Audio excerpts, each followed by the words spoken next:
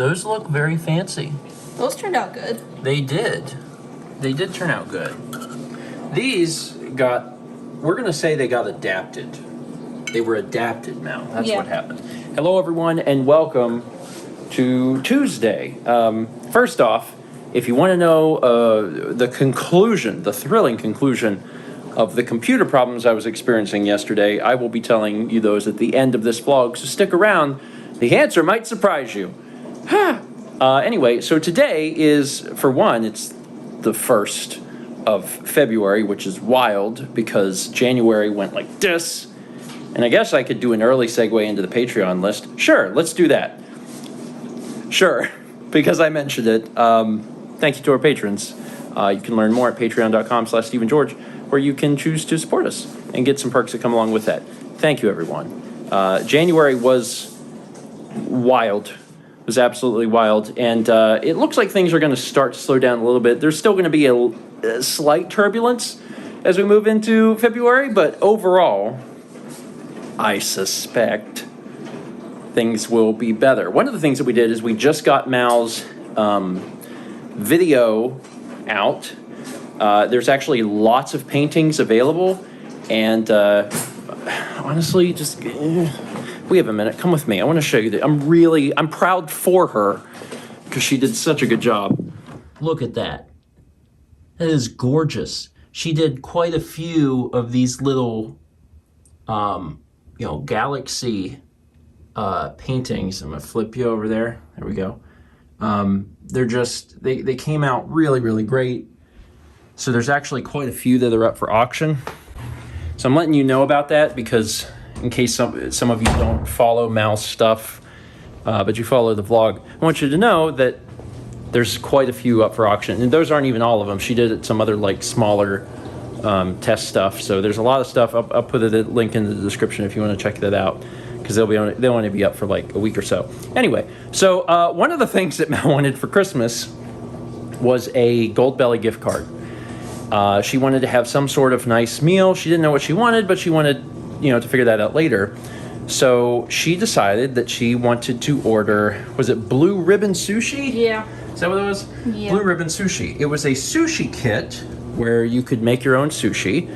And we got started on it. And Mal's made sushi before. This is not the first time that she's... second or the third. Mal's made sushi a few times. In fact, we've shown a few of them on the vlog. I remember one time in particular when Mal and Haley made them together when we were visiting Haley and Alex in Los Angeles. And they came out really, really good.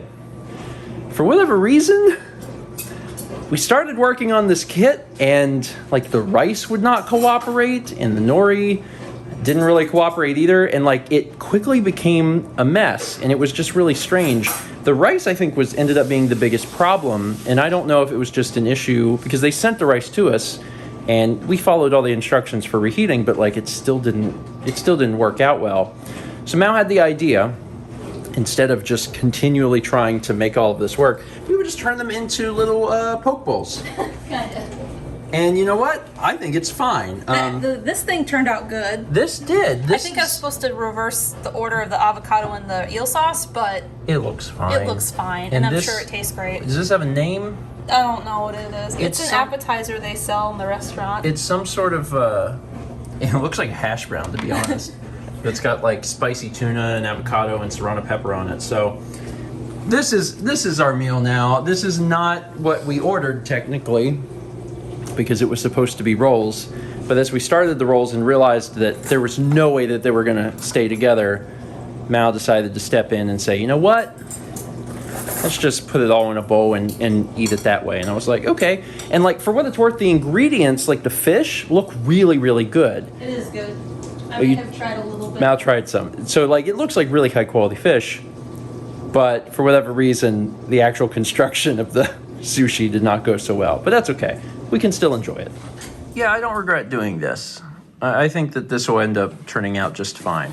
And of course, those look beautiful. And here's all the fish. We didn't get a chance to actually show the fish. To make any more rolls. The fish looks really good. But again, we actually did use up all the rice making some other stuff. So we decided that we would just do sashimi. Which is still good. Yeah. No, I I don't want to say that I prefer sashimi. I kind of do. I would love to just go into a restaurant and just eat fish. That's good soy. Yeah. There's something about it that's just... So I'm still looking forward to trying this. It's just a shame that it didn't turn out quite like we expected, but that's all right.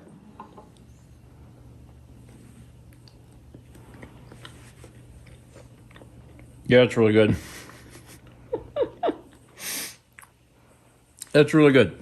I'm a fan of this, but also this makes me realize that at some point we should just get like sushi. Yeah. Like locally, we'll just get sushi that's already made where they did it and it can't fall apart. Sounds like a plan. Also, I know this is going to be great. I have never tried these things, so I definitely want to like give this a shot. What is this? Is it fried rice with spicy tuna, avocado, eel sauce, and yours have serranos on them. Yours don't? Some of mine have little pieces of a little bit of the serrano. Should I just put this in my mouth as one bite? That's pretty good. Mm-hmm. That's a good little appetizer. The serrano on there is good. A little spicy. A little bit. You good, kitty? Yeah? We sweet? Yeah, you're sweet. So, as promised at the beginning of this vlog, I'm going to, as quickly as possible, tell you how I managed to get the Streambox back up and running. Because as you see, it's back up and running. Sayonara Wild Hearts is on there just because I needed a game to test because I've been in the process of setting up First 20. I'm going to try and make this as quick as possible, but it's a wild story, and you will never believe what the end result problem was because it really took me for a loop. So, it's a quick reminder. Yesterday, before I went to bed, I was trying to set up First 20 stream layout so I could do First 20 today, and I ran into problems where the box was crashing. And it was crashing fairly consistently a few minutes after booting it up. And I was thinking back to what I had done, what I had changed on the system, and the only things I could come up with was that I had installed software and then also inserted USB dongles for a wireless keyboard and mouse, and I had installed Steam. That was it. Those were the only changes that I had made, and I was like, this is crazy. So I troubleshooted it for a few hours. I didn't really get anywhere, and in frustration, before I went to bed, I was like, I'm going to at least unplug those USB dongles because I have a sinking suspicion that that's what's causing the problems. Went to bed, woke up extra early this morning for breakfast stream so I could have time to test things. I set everything up for the stream, and I waited because I knew it only took a few minutes for the system to crash, and it didn't crash. It didn't crash. Fantastic. Went through the entire stream, complained about USB dongles and Corsair a little bit in the process, and after the stream ended, I was like, cool, I guess that was that. We solved the problem by removing those dongles. Cool. And then the box crashed. And I was like, okay, it's not the dongles. Dongles aren't even plugged in. So after that, I just kind of started systematically uninstalling things. I was like, maybe it's IQ. Maybe that's what it is. Maybe it's the software that runs the keyboard and mouse. So let's get rid of that, and let's get rid of the stuff that runs the lights and everything. Got rid of that. And the reason I did that is I looked into the event viewer, and there were some weird errors related to IQ. Not necessarily stuff that crashed the system, but just some weird stuff. So I was like, all right, uninstall it. Don't need it. The lights can just be one color. I don't care. So I did that. And restart the system, load up OBS, crashed in a few minutes. And I was like, what the heck? Okay. So then I tried something else. Uninstall the next thing. Let's try this. Uninstalled, restart, open OBS, within a few minutes, crash. And this was repeatable. I could just keep doing this. There was clearly something wrong, and I was not getting to the bottom of it. And then I thought back, and I was like, wait a minute. There's something that I remember from Breakfast Stream. Breakfast Stream went perfect. I did Breakfast Stream with no problems.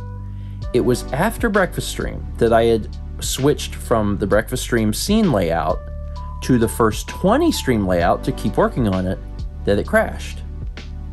I was like, that's weird. So then, on a whim, because I had been in the first 20 stream layout this whole time, I was like, I'm going to delete the first 20 stream layout. So I deleted it. And I went to the Pokemon layout. And within a few minutes, it crashed. And I was like, what is going on? Restart the computer, go to the OBS layout for Pokemon, crash. Repeat, ad nauseum. And then finally I was like, what if I don't open OBS? What if I just go to the desktop? So I turned on the computer, loaded to the desktop, went and had a snack, let it sit for half an hour, which is way longer than the computer's been lasting, and it was fine. So then I was like, okay, load up OBS, open up breakfast stream, leave it sit. Fine. No problems. I'm like, okay, whatever is going wrong in very specific scene layouts in OBS. Why? And then it occurred to me that I had made one other change other than those USB dongles. I had changed the capture card because for the past few weeks, ever since we had this stream box, we've been having a weird static come across on our mic. And it's not terribly bad static. It's like 20 minutes into any given stream, there's a static that comes across the mic for about half a second. It just goes, and then that's it. But it's been annoying me. And I haven't really known where in the pipeline it was. And on a whim, I was like, you know what I'm gonna do? I'm just gonna swap out the capture card because maybe it's the capture card. It's possible, right? It can happen. I'll swap out the capture card. So on Friday after the Pokemon stream, the capture card that runs the camera is a XR1 Lite. We have two of them attached to the system. And I was like, you know what? Maybe I'm running into some sort of problem because I'm using two of these cards at the same time. I don't know, maybe. So I took out that card and I swapped it with a Magewell card. Then we did breakfast stream this morning and everything worked. There was no static. And I was like, well, that solved it. You know, I fixed everything. Not only is the system not crashing anymore because I removed those dongles for the keyboard and mouse, but I also solved the static issue by swapping the capture card. Perfect. Wonderful. This is great. But of course, things weren't great. So I continued to, test things. And slowly but surely, I realized that, and this is wild that I figured this out at all, I figured out what was happening was that when the Magewell card was on its own, so in breakfast stream, no problems. When the Magewell card was in a scene with other capture cards, the system crashed quickly, like within 2 or 3 minutes. And figuring that out was difficult, but I eventually got there. And that's not even the problem. So stick with me. I know this is a long story. I'm trying to go as fast as I can, but just bear with me. So like I got that far and I was like, okay. Then I started to think, maybe there is a chance that the problem is not the XR1, that the problem is not the Magewell. I wonder if there's a problem with this USB port. Because that would explain some things, right? It could possibly explain why there was static on the XR1. It could possibly explain why I was having some issues with crashing with the Magewell card, because they were all running into that same USB port. So I was like, on a whim, I'm going to avoid that USB port. I'm going to move things around to other ports. And you know what? It worked. It took, I have troubleshooted this thing for hours and hours and hours and hours and hours today. I mean, I didn't do any work today. I mean, I worked on this, but like this was my entire day. And it all came down to like a slight hunch.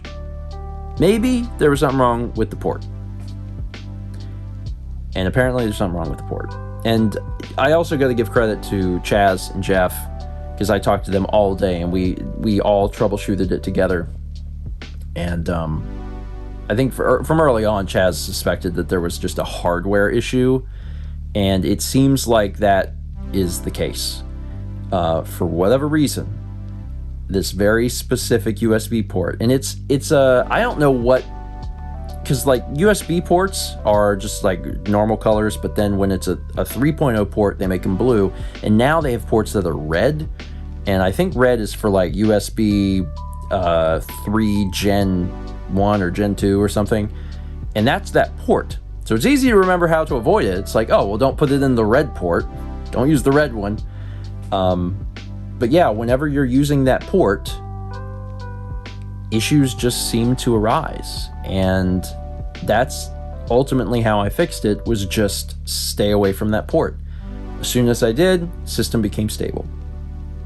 And it's super frustrating because I lost hours and hours and hours to this, and I tried almost everything else before I got to that point, to the idea of like, oh, maybe it's the port. But at least I solved it, and since then everything's been fine. Like, it literally all came down to that. So the hope is, at this point, I've solved the static and I've solved the crashing.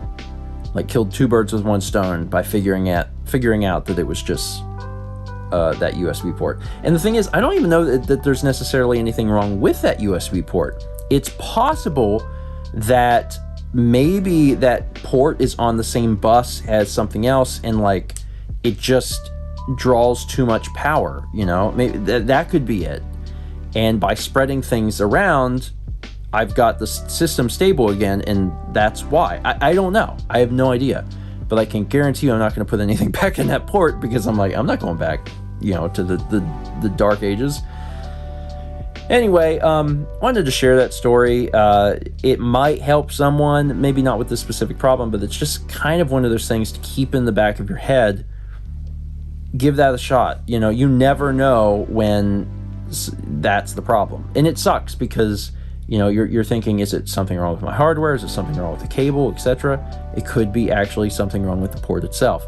So that means that the XR1 that we had plugged up is fine. It's totally fine. And it also means that the Magewell is fine too. They're both fine. It's just when they were hooked up to that port, weird things happened. So obviously I still need to test more. If I hear another static noise, I'm probably gonna lose my mind, but it's a possibility, and I need to continue to do stuff. But at least I have things working now, and that's what's most important. And I apologize that story was super, super long, but that's just how long it takes to tell it, man. It was a heck of a day. It was a heck of a day. Let's meet back tomorrow, shall we?